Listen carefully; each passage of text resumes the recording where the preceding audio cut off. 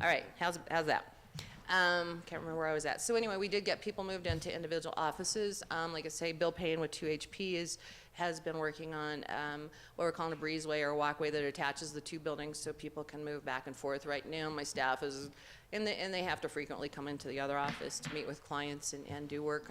As our walking outside, we've only had one relatively kind of iffy day weather-wise, so hopefully by the time he gets it done, like I say, he's been working hard and really getting that done. So, and then this week, we've had some carpet that needs to be laid down. We've had sitting there for a while waiting for this transition, and some of our current building offices that need to be, we replaced carpet, the majority of it, a few years ago, and this is to match it. And then we'll do another office move internally. Next week, again, we won't shut down. No one should see any delays in services. We'll just keep moving and get that done. Next steps then will be, after that, will be the remodel in our current building to expand, to actually put in some appropriate meeting spaces, offices, conference room, hopefully a visitation area for child welfare, and kind of redo our entranceway in our waiting room because it's really too small for what we do there. And so that's kind of our next steps. We're not there yet, not totally done, but this was big, and now we have people in individual offices, which we had, as you know, probably 8 people in that one big area in the back, which is not conducive to working very well. I mean, they did great, and they've been doing it for many years, and we had 2 or 3 people in some offices. So it looks really nice. Hopefully when we get the whole project in, obviously you are welcome anytime to come over. Or hopefully once we get the whole project done, we can maybe have an open house for the community and they can see everything that has been done. Thank you. Okay. Anything else? Thank you. Thanks. Thanks. Yeah, actually, I was going to say the other folks, I guess, to add to the list of thanks. I know Kiowa has struggled quite a bit over the last few years, but just working with their building department that actually is the one that does inspections, et cetera, for us. And I do know it's been a long-term project. This started with, it was actually started in 2016 before Grant and I arrived, and the funding's primarily public health fund balance, so it wasn't an effect on the general fund, and sounds like what we've got is the facility to serve our families much better than we have had before, so thank you. Do we have any other staff or elected reports? Okay, seeing none. Open the floor for citizen comment at this time. Ma'am, if you could just give your name and address.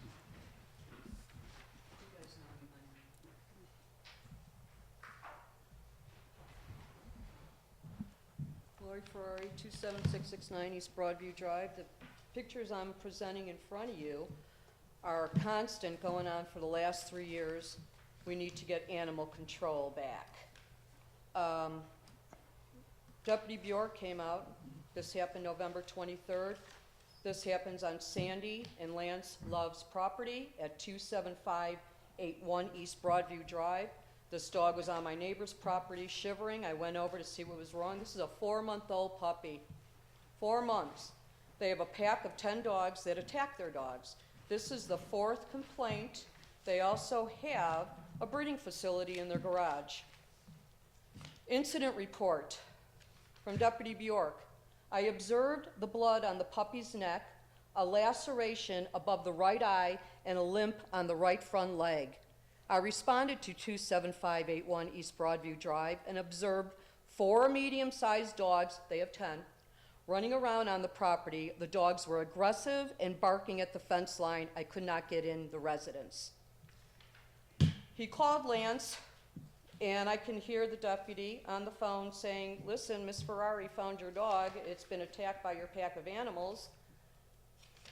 And Lance must have said to him, I'm assuming, because I could hear the deputy go, well, Miss Ferrari says this is your dog, because their back faces up to my property. This has been going on for 3 years with these people. 3 different deputies, Battis in June, on October, Livingston, and now Deputy Bjork saying we are going to get a hold of Brett at the Denver Dumb Friends League to definitely do an investigation. Not one of them did. I called Brett at Denver Dumb Friends League and told him the situation. I called the Humane Society in Colorado Springs. And when Livingston, I called him and I said, you were supposed to give me an update with these animals at the Loves, what's going on? Brett says to me, because Livingston told me, oh, well, I'm going to file a report. This has to be investigated. The horses even look bad. I know we have horses here. I called Brett. Brett said, Lori, Livingston called me and said it wasn't necessary. He took care of it, which was not true. They did not go on the property. My back property, my neighbor said, did you hear the screams from that dog? This last report on November 23rd, Livingston before that said, Lori, if you hear the dog screaming again, call 911 so they could hear the calls. That's what I did. It's recorded. The operator said to me, Lori, I can't hear you. What's going on with those dogs? These dogs are being attacked all the time. They have a pack of dogs. And when you have a pack of dogs and you bring another dog in that's already been attacked, they kill it. They kill these dogs from the smell of the blood. Now I know this budget, Kiowa must be doing, Elbert County is doing well. The budget almost doubled. You're hiring left and right, which is great. Why can't we get any animal control? Why isn't there any animal abuse control? Something. Every deputy that comes out, I know my time is running out. Please give me a few more minutes. Every time the deputies come out, they say, Lori, our hands are tied. You need to talk to the commissioners. I don't know how many times I've been here, quite a few. The sheriff can't do anything. The sheriff needs a tool. They don't say, the sheriff's hands are tied, talk to the sheriff. They say to talk to you guys. Something needs to be done. Thank you, ma'am. That's it, huh? Yep. Okay, well, I have tons of report and pictures, and Yeah, the media is next. Okay. I would ask that you provide your report to the... All right. Do we have any other public comment at this time?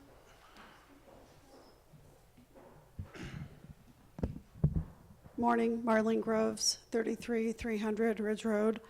Y'all know I love dogs. I'm with the American Kennel Club and several others. And I appreciate Lori's enthusiasm or passion and concern. And I understand the frustrations that we have here in the county and with the Sheriff's Department. But I'm wondering if a call from someone here to PACFA, the Pet Animal Facilities Program with the state, would be appropriate. Are you aware of what PACFA is? No. The Pet Animal Facilities Program is a model program for states across the country and is dedicated to the protection and health and well-being of those animals in pet care facilities. PACFA is committed to making sure that pet care facilities meet or exceed minimum standards for facilities, sanitation, ventilation, anyways, yada, yada. This is a state program through the state of Colorado, and when you have X amount of dogs that exceed whatever the limitations are, you must have a PACFA license. So if they don't have that, they're in trouble. No, thanks. Just offering information. Yeah, thank you. I was just going to ask if, Christina, if you could have Mike just contact the sheriff's office and get that address, because if they truly have 10 dogs, it exceeds what the county's allowance is without an SUR for a kennel, so, well, yeah, thanks. Do we have any other public comment at this time? Seeing none, I'll close public comment. Our first discussion item we have is the County Fair Board Annual Report. Tammy, thank you.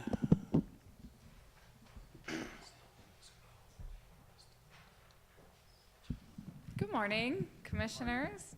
Tammy Schneider, President of the Elbert County Fair Board. I'm proud to be here today to present you with our 2019 annual report. Hopefully you all have received a copy, and it has a very detailed report for you there, including a part from our treasurer, so I won't spend a lot of time reading that to you. You can look at that at your leisure, and anyone else who would like a copy, I'm always happy to provide one. We're just very proud of our partnership with you guys as the BoCC, as the county. with our youth partnership with the 4-H program, which includes the Extension Office, and obviously with the community. So the Elbert County Fair obviously serves at the will of the BoCC and the board at your pleasure. I have been elected again as president and will serve another 3-year term. Maybe a little bit less willingly than I had originally hoped to be, but I'm happy to be in that role. We are very proud as a fair board to put on the Elbert County Fair. It has been such a labor of love for all of us. This is a very hard-working board of volunteers. We have kept the fair free, which is a very big deal to everyone. If you look at adjoining counties, whether it be a day out to the Arapahoe or the Douglas County Fair, it will cost you significantly in parking fees and attendance. The Elbert County Fair has maintained its free status, free parking, free attendance, and almost all events are kept free to the public. So a very big accomplishment, and we're very proud of that. We have a few wishes on our wish list. I'm sure we all do, and you'll see those in my report. Our biggest one is just to continue with our partnership with our county liaisons as we try to improve our facilities up at the fairgrounds. Recognizing the fair is only a 7-day-a-year event, but hoping that if we as a subcommittee amongst the fair board and as a fair board as a whole, working with Eileen and Sam, can maybe find some revenue generating type of events that could come to the county here by upgrading our facilities that also then could be used during the Elbert County Fair.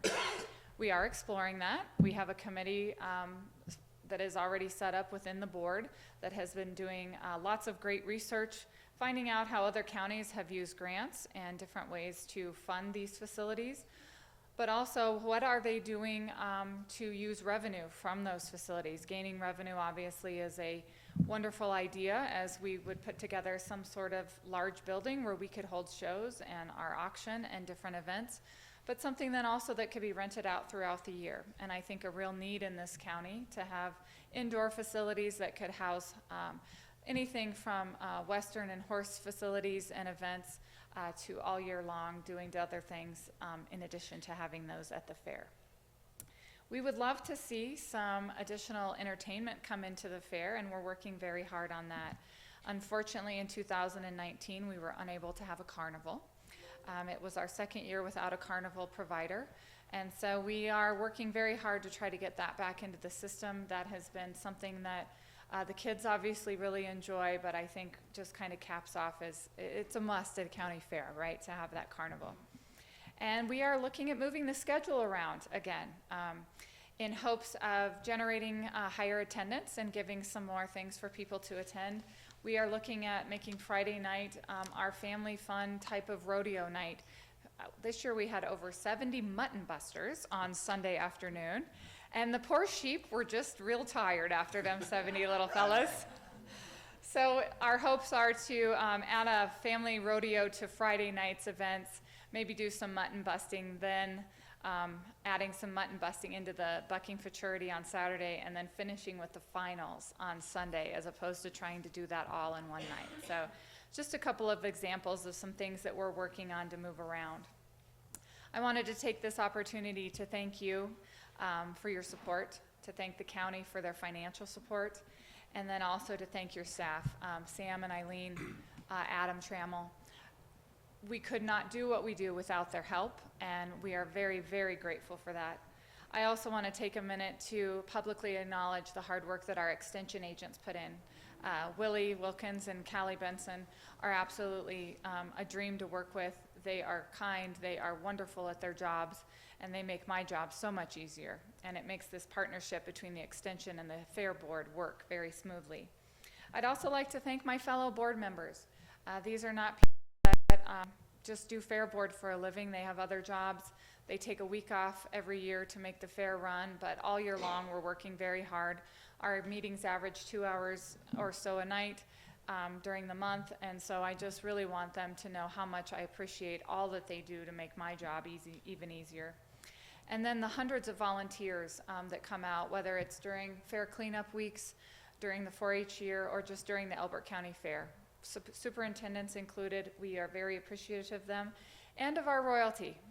Mary Louise Jacobson runs our royalty program. She is the liaison, and the girls that serve as the royalty to the Elbert County Fair do hundreds of hours a year in advertising for us. They're getting ready to gear up for the stock show season, and so I want them to know how much they are appreciated. I'm sure you noticed in my report at the very end, we have had a member, a long-standing retire, Rick Miller, has decided to resign and has left the Fair Board effective in September. And although we have been very pleased with his replacement, 30-plus years, he couldn't give me an exact number, but we do know that he started serving sometime in the 80s with the Elbert County Fair Board. He is a great loss to our board. He is an integral part of decision-making and ground labor, if you will, and so I'd like to recognize Rick and thank him for his many years of service and everything that he has done for the board. We're excited about 2020. We have officially named 2020's theme as Country Pride Countywide. We have asked Russ and Mary Steen to serve as our parade superintendents, and they have generously accepted. And we are excited about all of the changes that are coming to be. The other thing I'm very proud to report is we did finish under budget for 2019. And with that surplus that we have, we are going to be purchasing some items that the fairgrounds desperately needs that can be used for many years to come. You have my report. If you have any questions, I'm happy to answer them for you. All right, thank you. Do you have any? Thank you. You're welcome. Thank you. I want to say thanks, Tammy, and all the board members that serve a lot of time and everything. But one thing I'm happy to see is like yourself and Will and Trevor and Garrett and some of the other kids that came up through 4-H in the 80s and stuff are now stepping up and Hey, it was the serving 90s. Well, you're younger at the end of the 80s and 90s, but are now stepping up and serving on the fair board. So I appreciate that because I know I've seen a lot of the same faces for 30 years up there, and they really do put in a lot of time and effort. So I appreciate that. Well, thank you for saying that. Yeah, I was actually going to pull out my member list really quick and just maybe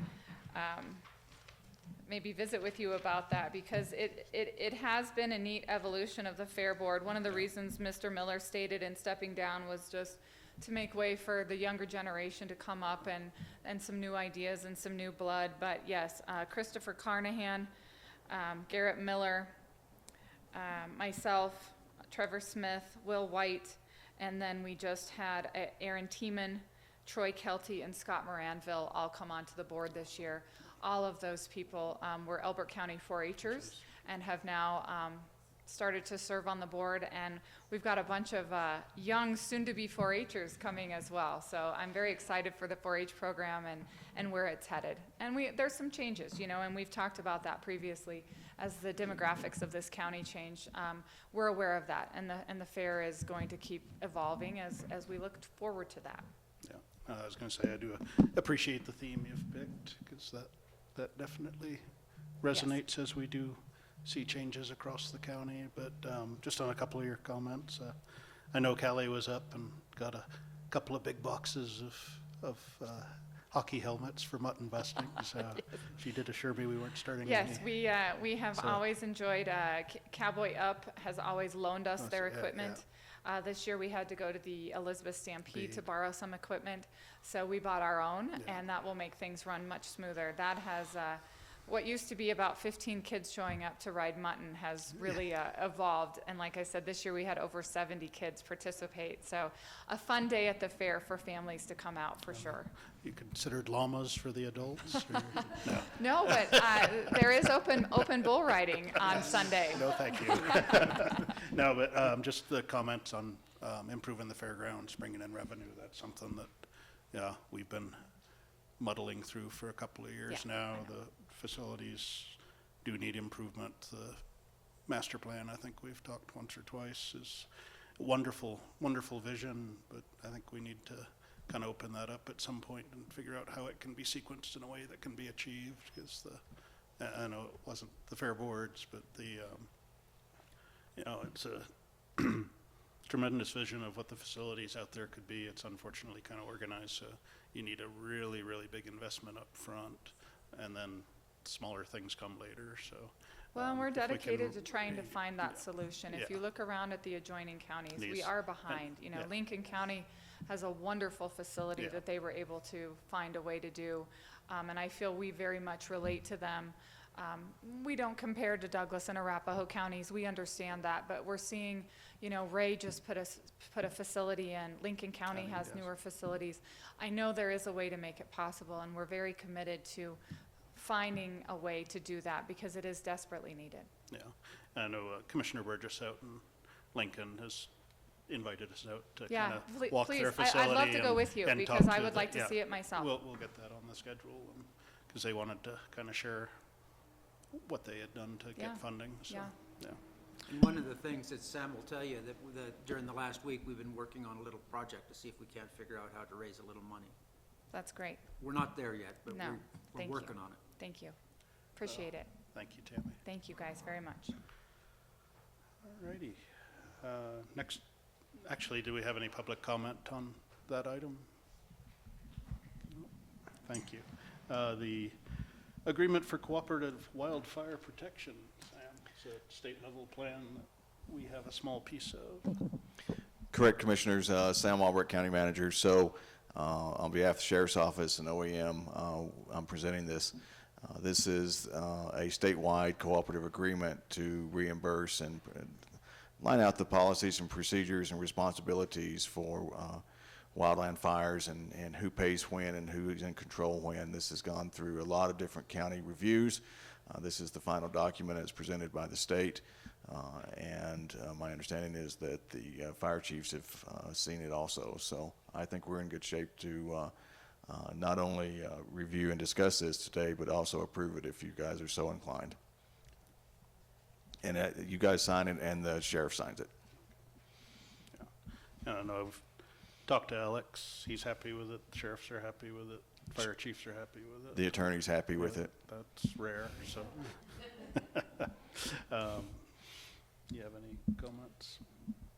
No, I don't, but I'll make a motion that we approve the agreement for the Cooperative Wildfire Protection District rather than continuing it. Grant, do we have a second? I second. Okay, we have a motion and a second to approve the wildfire protection plan as presented. Do we have any discussion up here? I have not. No. Okay. Any public input? Okay. Seeing none, all in favor of adopting the agreement as provided, say aye. Aye. Aye, motion carries. The next item we've got is discussion of a resolution opposing the reintroduction of wolves into Colorado. Sam, I think that one was yours. That one's mine too, Commissioners. Yeah. Give me just a second to find that document. While Sam is looking that document up, I move that we move this resolution to an action item. Okay.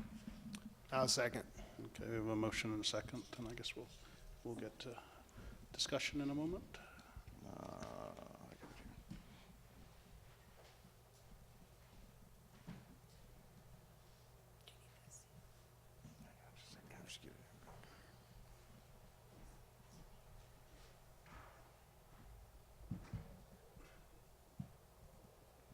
Here we go.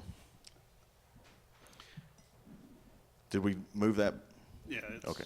being So, considered. Commissioners, the final form of this document will need to be updated. We just need to add the signature blocks to the resolution. As you know, there is a petition that has been given to the state to add the reintroduction of wolves into Colorado and give that to Colorado Parks and Wildlife as a major project upcoming.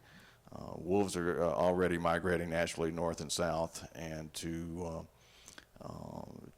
make this a forced action for Colorado Parks and Wildlife really kind of changes the whole environment from the work that they've been doing for the past 4 or 5 years to get ready to naturally manage these populations that are coming down. As you may know, I've got a background in agriculture and have been involved in this wolf issue since they were going into, indirectly not involved, but watching this wolf wolf issue as they were looked at being reintroduced into Yellowstone and what that's done to some of the surrounding communities, and having cattle ranchers on the south, family on the south side of the state. I know how this is going to affect things. And since Colorado is a very ag-centric community, and we are right to farm county, this is actually a resolution opposing the reintroduction of wolves into Colorado. And if you would like for me to read that real quick, I'd be very happy to do that. Resolution 19-TBD, resolution urging opposition to the purposeful reintroduction and artificial acceleration of the gray wolf population in Colorado. Whereas Elbert County is a legal and political subdivision of the state of Colorado for which the Board of County Commissioners, the board, is authorized to act, and whereas the board is empowered by statute with authorities to address certain threats to the life, health, and safety of the citizens of Elbert County, and whereas the Secretary of State of Colorado approved a petition to place initiative number 107, Restoration of Gray Wolves, on the 2020 general election ballot, and this petition can be circulated until December 13th, 2019, and whereas the Department of the Interior in March 2019 recommended removing the gray wolf, Canis lupus, from the federal endangered species list, and whereas the Colorado Department of Parks and Wildlife has publicly opposed the introduction of gray wolf in Colorado repeatedly over the past 37 years in 1982, 1989, and 2016. And whereas the Colorado Department of whereas the Colorado Legislative Council has estimated the cost just to plan for the effort in 2021 and 2012 at over $800,000, and further that beginning in fiscal year 2023 and 2024, implementation costs will increase as the introduction of gray wolves commences. And whereas there are already identified viable wolf populations within Colorado that have migrated into the state after reintroduction efforts previously taken in Wyoming and New Mexico, and whereas in states where been reintroduced, incidents of attack on game animals, livestock, and pets are regularly recorded, while attacks on humans in other areas of North America, while less common, are known to have occurred and resulting in death and serious injury to humans. And whereas in states where wolves have been reintroduced, cases of previously unrecorded instances of disease have been found to be prevalent in the wolf population, and these diseases have been passed to game animals and can be transmitted to domestic livestock, pets, and humans. And whereas organizations such as the Colorado Farm Bureau, Douglas and Elbert County Livestock Association, RCAF, and others actively engaged in environmental and wild game conservation and agricultural production, oppose introduction of gray wolves, and whereas livestock production is a primary agricultural industry critical to the economy of Elbert County and the livelihood of its citizens, now therefore be it resolved by the Board of County Commissioners of Elbert County, Colorado as follows. The board opposes any measures to accelerate the increase in the gray wolf population already present in the state of Colorado. The board urges number two, the board urges citizens to research this issue, decline to sign any petition to place initiative number 107 on the 2020 general election ballot, and to vote against the measure if it does appear on the ballot. Number three, the board supports the historic stand taken by the Colorado Parks and Wildlife Division against the introduction of the gray wolf, most recently articulated in their resolution 16-1. And we'll renumber this. Number four, the board supports the actions initiated to remove the gray wolf from the endangered species list and return management of any current wolf populations to state wildlife conservation agencies and public health officials. And the new number five will be that the board requests that if a ballot measure to introduce the gray wolf does pass with a majority of voter approval, that the legislature ensure funding is provided to offset the negative impact on livestock, wildlife management, hunting, and any other segments of local economies. I'd be happy to take any questions. Okay, yeah. I just clerically mentioned the renumbering, and then there was one statement, the cost of the plan in 2021, and it says 12 versus, should have been 2021 and 22, I believe. We'll correct that. Yeah, and then did get some information that was just published in the papers. It's not, but there was a open records request done to DPW, and they're estimating over $4 million over the next 5 years would be would be their cost to manage reintroduction of a species that's already naturally migrating in. So, I mean, setting aside the fact that we've got elk and we've had moose that were reintroduced into the state nowhere near here that have wandered down into the county that are our food sources, I don't think it's unrealistic to expect that wolves would eventually follow and may anyway naturally, but to spend taxpayer money to bring more in faster just does not seem right. So, Grant? Yeah, I just want to make a comment. Last evening, I attended a meeting of the Elbert County, Douglas County Cattlemen's Association, and the conversation was adamantly, and I can't emphasize the word adamantly enough, against the reintroduction of the wolves, because they are migratory in nature. In fact, over the last couple days, I've seen several pictures of wolves, many of them with collars, that are already in Colorado. So they've migrated down from Canada down into Montana, and then they're like was mentioned, they were reintroduced into Yellowstone, and the ranchers outside of the borders of Yellowstone are already experiencing issues with respect to the wolves attacking cattle and this type of thing. I am part of the Elbert County, Douglas County Cattlemen's Association, and this organization is strongly against the reintroduction of the wolves.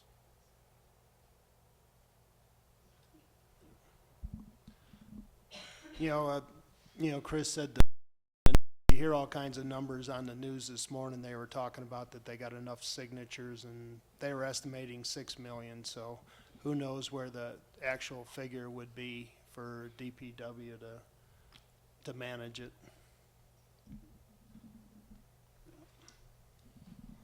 So, do we have any public comment or input on this? Bob? Bob Hummel, 11340 Copper Canyon Circle. I've only been in this county for 12 years, or excuse me, in this state for 12 years. I came from Utah. When they introduced the gray wolf into Yellowstone, it was kept confined for a very short period of time.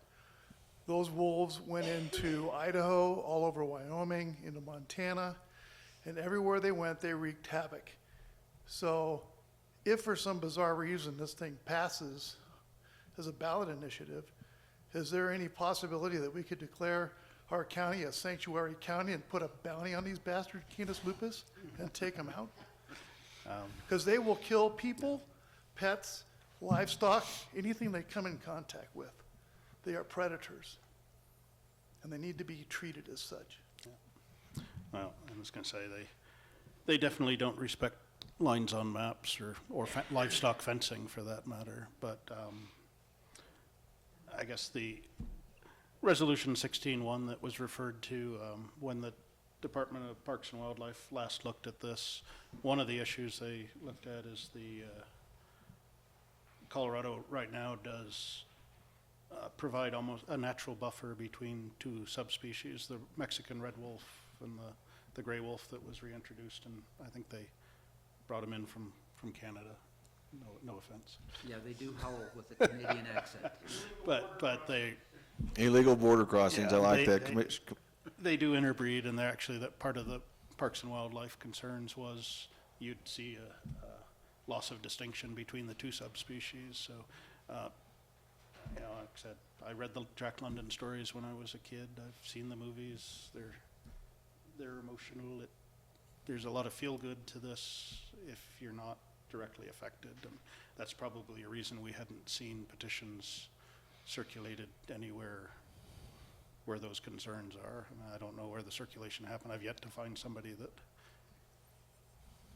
out in our area that even saw one. They were circulating a petition when we were down at the zoo in Colorado Springs. Okay. And they had little warm, fuzzy little stuffed animals along with it.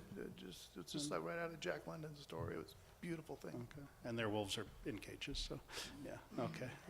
Do we have any other public input on this?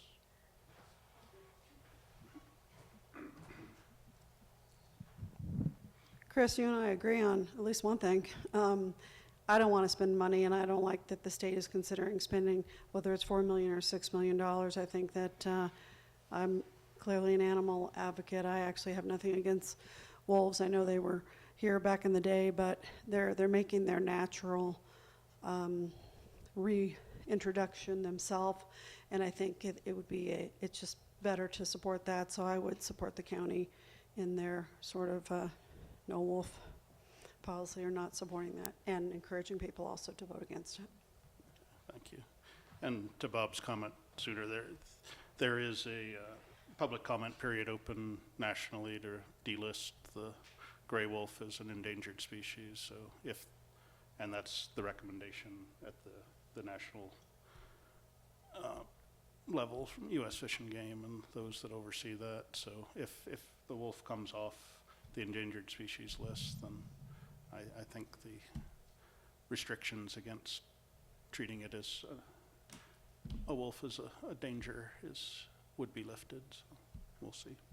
I guess with that, I'll close public comment. And we did have a motion on the table to accept this today. So I would ask those in favor of adopting the resolution with the changes that were indicated in terms of the date and the numbering. Please say aye. Aye. Aye. Motion carries. Thanks. Okay, for our planned action items, the first is approval of minutes from the November 13, 2019 meeting.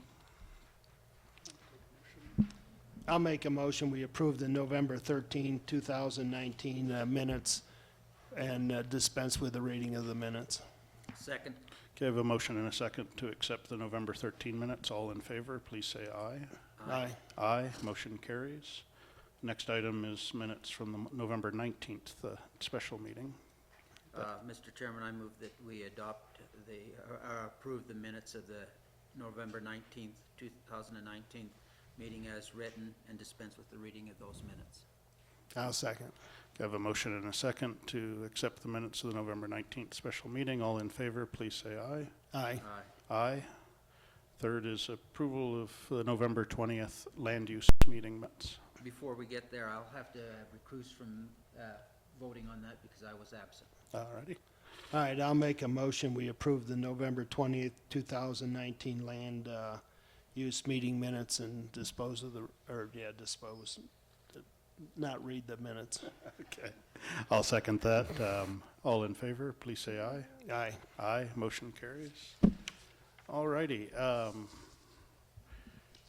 The next, I'll ask folks to bear with us. We got quite a few motions to go through. This is annual of levies for budgetary purposes. We'll be initially opening a hearing to consider the county level mill levies, and then we will open a hearing as the board of several public improvement districts that we serve as the board on. So there'll be quite a few opening and closings and motions over the next few minutes here. So, but first I would accept a motion to open a hearing to certify the county mill levies. I'll make a motion, we open a public hearing for a resolution certifying Albert County 2020 mill levies for 2019 property taxes. Second. Okay, we have a motion and a second to open public hearing for 2020 mill levy setting. All in favor, please say aye. Aye. Aye. Okay, we're in public hearing. I would. Commissioners, there's, I think Right. the resolution and the certificate is there to certify the mill levy for Elbert County. I think there is one typo on that. No, okay. Michelle, Rick, did you want to tell us what that typo is? Yeah, the typo, the amount for the amount of revenue for the refunds abatement is right on the resolution. It was there, but the actual mill levy should be .037 versus .029. And the total mills and everything would be 28.054.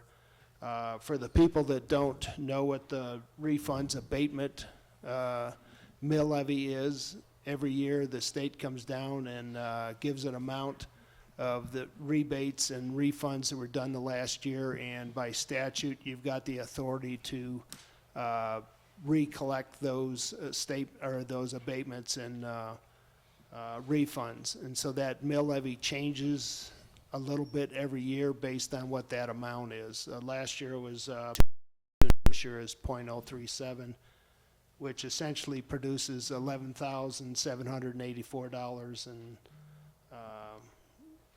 or no, that was the total, I'm sorry, but it's usually 11, 12,000. I think one year we maybe had 50,000, but it's all based on rebates and refunds that by statute each entity can collect.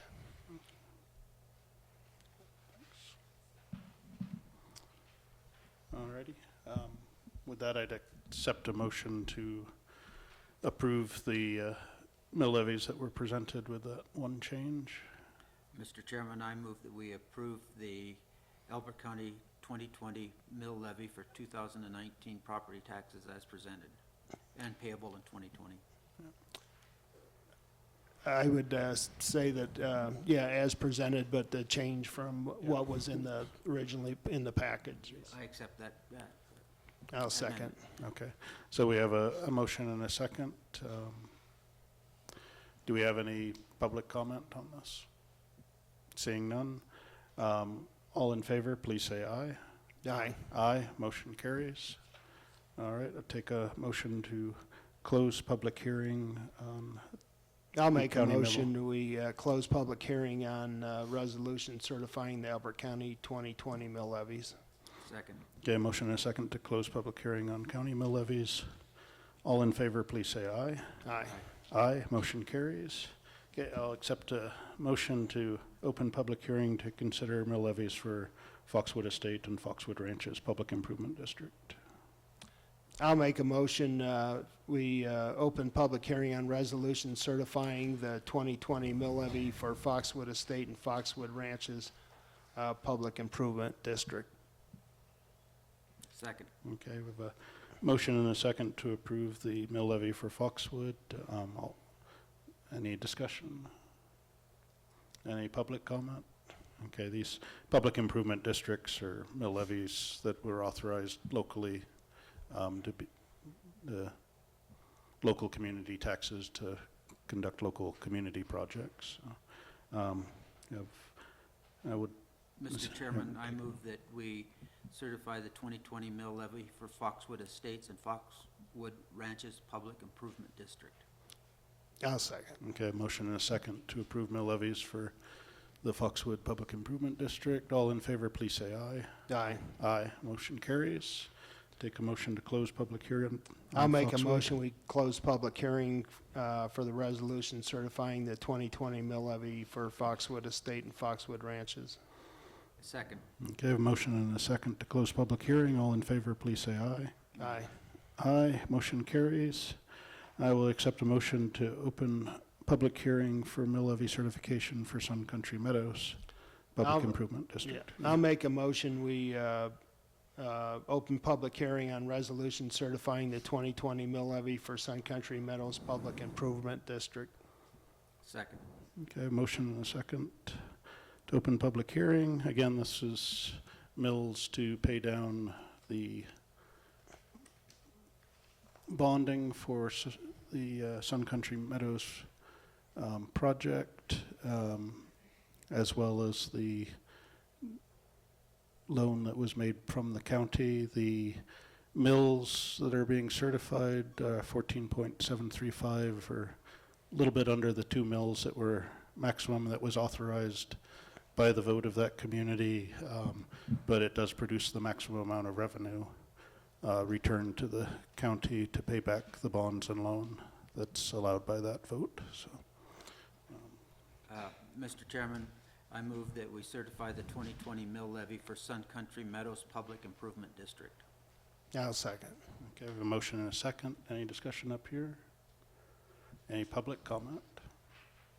Seeing none, all in favor of setting the mill levy as presented, please say aye. Aye. Aye, motion carries. We'll take a motion to close public hearing on Sun Country Meadows. I'll make a motion, we close the public hearing on resolution certifying the 2020 mill levy for Sun Country Meadows. Second. Okay, motion and a second to approve the mill levy. All in favor, please say aye. Aye. Aye. Aye. Okay. And now I just lost track, that was closed. Okay, All right, I'll make a motion, we open public hearing for resolution certifying the 2020 mill levy for Meadow Station Public Improvement District.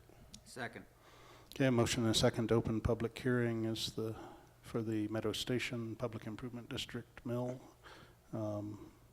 So I look at this, I believe, if I'm correct, Michelle, this is raised slightly, but within limits in order to retire this loan in the coming year. The number of mills is the same, Okay. but because assessed property values, Oh, okay. revenue coming in will be more. However, we are hoping that this is enough to cover the full loan and we'll retire the loan. Good. Yeah, I think they will be happy because that'll reflect almost a 16 mil drop in their future tax collections after this payoff. So, okay. Do you have a motion to approve? Mr. Chairman, I move that we approve the resolution certifying the 2020 mill levy for Meadow Station Public Improvement District. Now, second. Okay, we have a motion and a second to approve the mill levy. Do we have any discussion up here? Any public comment? Seeing none. All in favor of approving the mill levy as presented, please say aye. Aye. Aye. Motion carries. Take a motion to close public hearing. I'll make a motion, we close the public hearing for the resolution certifying the 2020 mill levy for Meadow Station Public Improvement District. Second. All righty. A motion and a second to close public hearing. All in favor, please say aye. Aye. Aye. Motion carries. We're out of public hearing. Next item we have is board planning. Our next meeting will be next week on the 18th. We chose not to meet on the day before Christmas. So. What do we have teed up? Obviously, the budget will be the big item on that agenda. Yes, sir. The budget will be on the agenda. Also, we've got some resolutions coming that will deal with slight modifications in impact fee, the renaming of the impact fund to the growth and development fund, and also cash in lieu of open space resolution and a resolution on other development fees that have linger in their cleanup resolutions more than anything else at this point in time. And Commissioners will also have the second reading for the hemp ordinance. Okay. All righty. If Eileen wants to talk about it, she's got an item as well. Yeah. Our Health and Human Services Department will be bringing forward a resolution proclaiming January as National Radon Action Month. All righty. Okay. And then I guess I would just ask Sam if you can kind of poll the staff and other electeds. It's the last meeting of the year to make sure that we have, if there's anything that needs to be acted on before 1 January, that we get it forward, or if we have to pull a special meeting on something specific, just Christmas let us Eve meeting, that's what we'll do. Yes, sir. I'll poll everybody and make sure that we're closed up with everything that needs to be closed, tidied up by the end of the year. And then, as you know, for early January, we're already starting to give some consideration to that major resolution that appoints all the officials Yeah, and our paper of record and all that organizational- stuff. Okay. Yeah, whatever we call that thing. Yeah. Organizational meeting, I guess. Organizational, thank you. Yeah, thank you. Okay, so do you have guys anything to add? No, I'm fine. Okay, well, with that, we'll recess until 1300. We got several land use items to consider today, so thanks for giving us some of your morning. Did I say 1300 again? 1 p.m. Yeah. Sorry. Yeah, sorry.